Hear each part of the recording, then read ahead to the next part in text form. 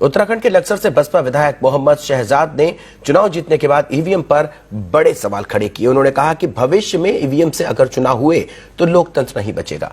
उन्होंने कहा सभी राजनीतिक दलों को बैलेट पेपर पर चुनाव कराने और ईवीएम के खिलाफ एकजुट होना पड़ेगा। विधायक शहजाद ने कहा कि ईवीएम का दिन रात पहरा देने के बाद वे चुनाव जीते हैं। इसी तरह से खटीमा में कांग्रेस प्रत्याशी को दिन रात पहरा देना पड़ा, जिसकी बदौलत उन्हें जीत हासिल हुई।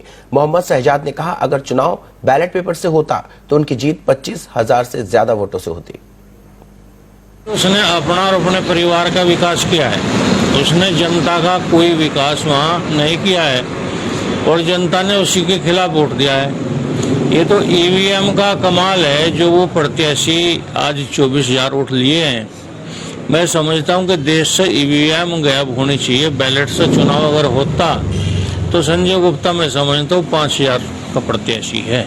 100% ईवीएम का कमाल है। अगला चुनाव देश में बैलेट से ही होना चाहिए।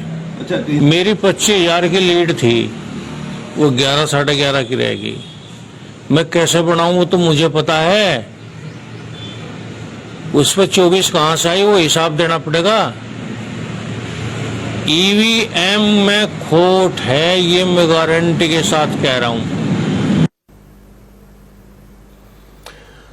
तो साफ तौर पर यहां पर आप देख सकते हैं कि ईवीएम के खिलाफ एकजुट होने की अपील करते हुए नजर आ रहे हैं मोहम्मद शहजाद, जो कि लक्सर से चुनाव जीते हैं और ईवीएम पर उन्होंने सवाल खड़े किए हैं। तो चुनाव जीतने के बाद ईवीएम पर सवाल खड़े करते हुए उन्होंने कहा कि बैलेट पेपर से चुनाव होने चाहिए और इसके साथ ही उन्होंने इस बात की भी पैरवी की कि आगामी चुनाव अगर बैलेट पेपर से होंगे तो निष्पक्षता से चुनाव हो पाएंगे। तो लक्सर से चुनाव जीतने के बाद मोहम्मद शहजाद मीडिया से मुखातिब हुए और ईवीएम पर अपना गुस्सा निकाला और साफ तौर पर कहते नजर आए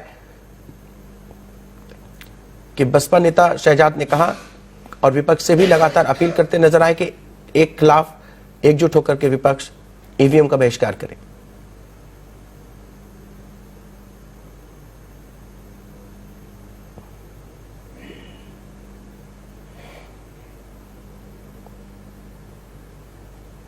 तो लक्सर से तस्वीरें आप देख सकते हैं। ईवीएम के खिलाफ एकजुट हो विपक्ष, ये कहते हुए नजर आए जीते हुए प्रत्याशी मोहम्मद शहजाद, जो कि लक्सर से चुनाव जीते हैं और इसके साथ मीडिया से मुखातिब हुए, जहां पर उन्होंने ईवीएम पर बड़े सवाल खड़े किए। ईवीएम पर सवाल खड़े करते हुए उन्होंने नसीहत भी दी कि अगर बैलेट पेपर से चुनाव होंगे तो वो लोकतंत्र के हित में होंगे।